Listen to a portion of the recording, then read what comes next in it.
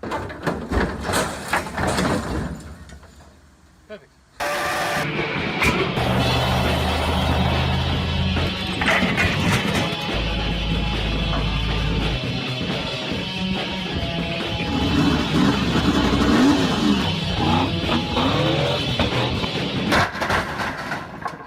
Perfect.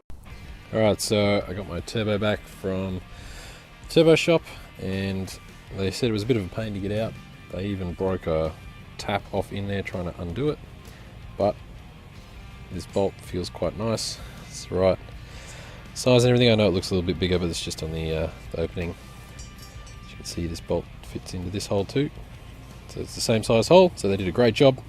They charged fairly reasonably. I think it was $175, which to me is worth it because it means that I get to put the extra bolt in and I don't have to buy new housing, although I probably should based on these enormous cracks here, which the turbo shop definitely warned me against running this housing, but I don't have another one. I don't know where to get another one. This one I know works at the very least, so I mean, I'm not trying to race it and make 50 million horsepower, so this will be alright.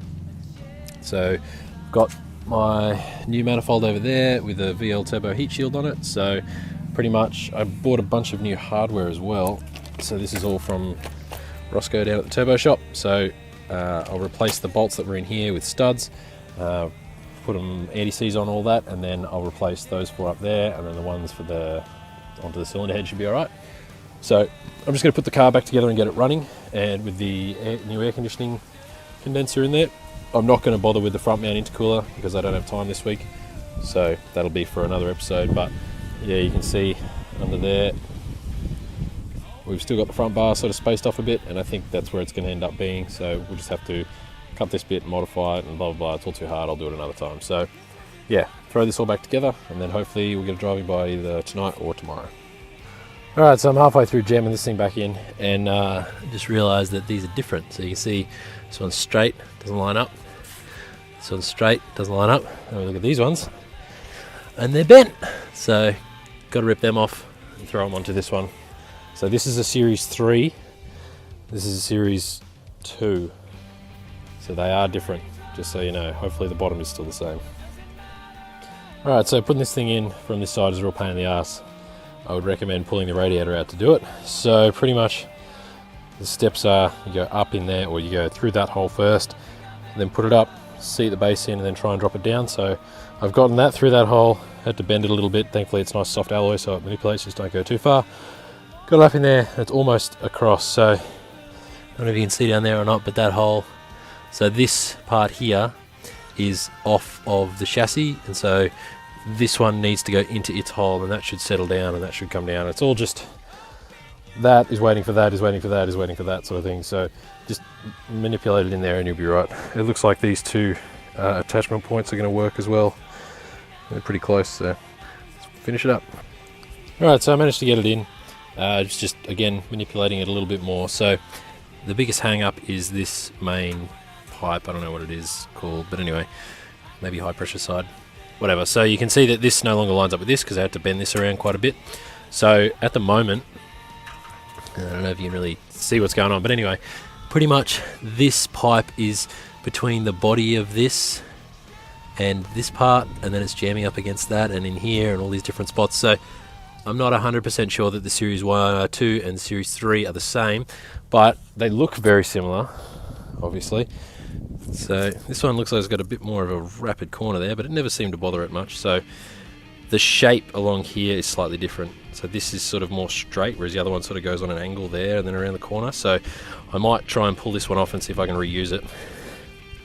And yeah, that might get me out of trouble here, because at the moment, like, this isn't even close to bolting up, and it's just because of this. So I'll unbolt this, see if that sort of sorts it out, and if it does, I'll either see if I can manipulate this one into shape or just steal that one. So we'll give it a go and see where we end up.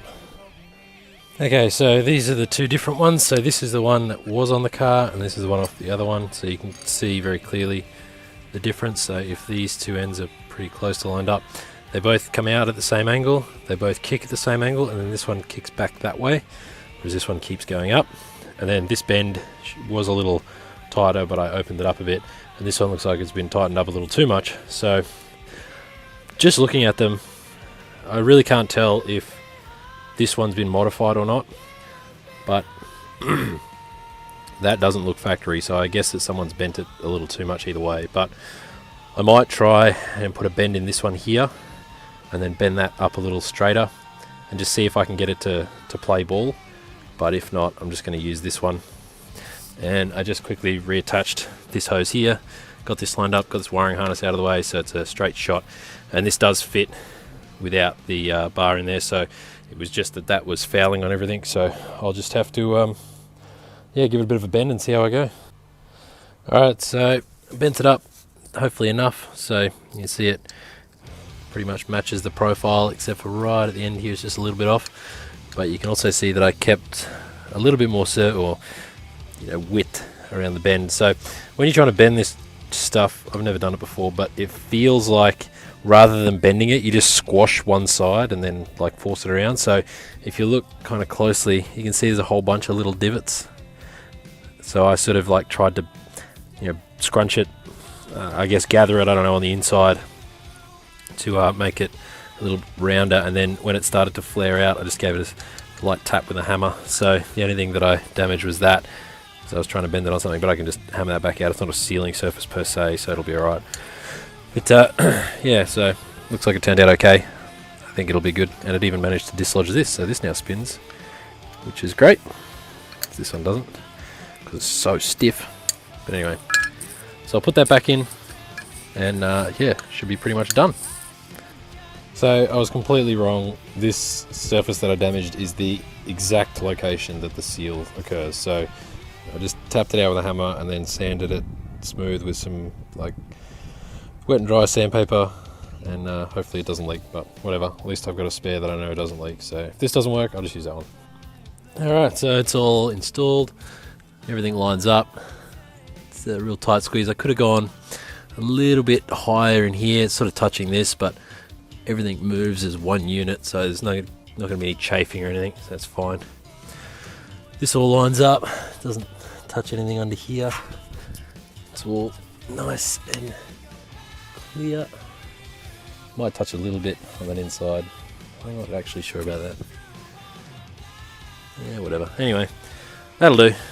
If it blows out, I've always got a spare, right? So tighten all this up, and then I just got to go get that regassed. I might change the compressor because this one's a little bit noisy. I think I've got a couple spares kicking around. So yeah, once that's all back together, just got to put the front clip back on, and then it's time. Then it's turbo time. Anyone gets that reference? So whack all that back together. So we'll see how we go tonight. Alright, so as you can see, the whole front end's back together and no spare bolts, thankfully. So yeah, it wasn't too bad of a job, but word to the wise, don't make this mistake. And also when you go to put a new one in, because you did make a mistake anyway, take everything out. It sucks taking shortcuts. Just do it right, and you won't have to cry, because this took probably an hour or two extra longer than it should have. So anyway, next is reassembling the turbo and all its associated bits, so that'll be fun. I don't know if I'll get it done tonight, probably not, but I'll get cracking.